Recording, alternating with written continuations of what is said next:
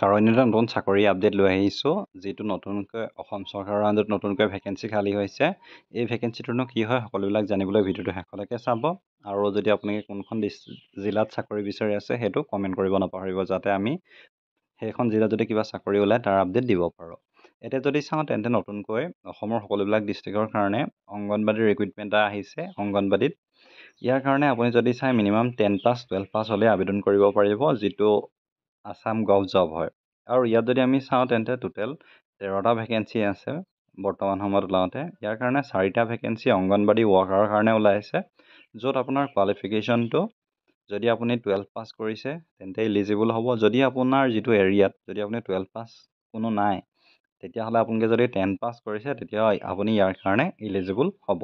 আৰু ইয়াত যিটো চেলাৰীটো 6500 প্ৰতিমাহে দিয়া হ'ব।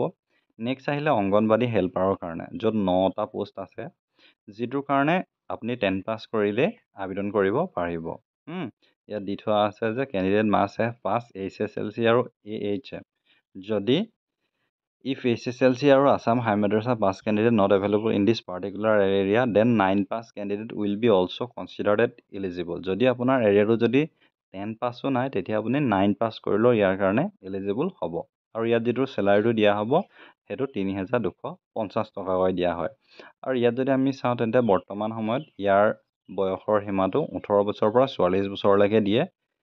আৰু তাৰপাছত যদি চাই আপুনি যিটো য'ত পাব তাৰ ৰেচিডেঞ্চিপ হ'ব লাগিব, অৰ্থাৎ আপোনাৰ এৰিয়াটোৰ আণ্ডাৰতে আপুনি হ'ব লাগিব, যাতে আপুনি যাব পাৰে অতি সোনকালে বা কম সময়ৰ ভিতৰতে।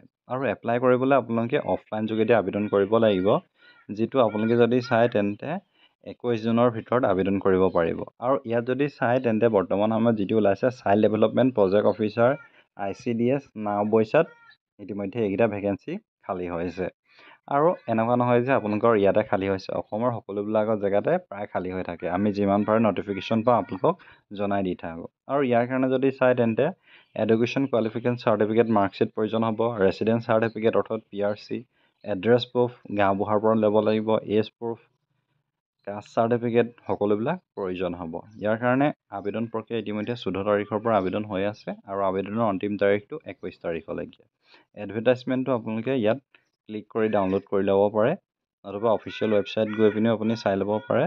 ইয়াত আপোনালোকে কেনেকৈ ডাউনলোড কৰিব সকলোবিলাক মই ইয়াত দেখাই দিম, চ' ইয়াৰ পৰাই আপোনালোকে চাই ল'ব পাৰিব। চ' ইমানেই আছিলে ভিডিঅ'টো, এইটো চাওক আপোনালোকক মই দেখাই দিছোঁ। ডাউনলোড কৰি পিনি ক'ত ক'ত আছে, বালিজানত আছে, পহুমৰা, খানজান, চুমনি, পহুমৰা, দিখৌমৰীয়া, পানীগাঁও, বৰালিমৰা, এক্স মিলিটাৰী, য'ত য'ত আছে সকলোবিলাক দেখাই দিছোঁ, আপোনালোকে চাই ল'ব পাৰিব। চ' ইমানেই আছিলে ভিডিঅ'টো ভাল পালে লাইক কৰিব, শ্বেয়াৰ কৰিব, ধন্যবাদ।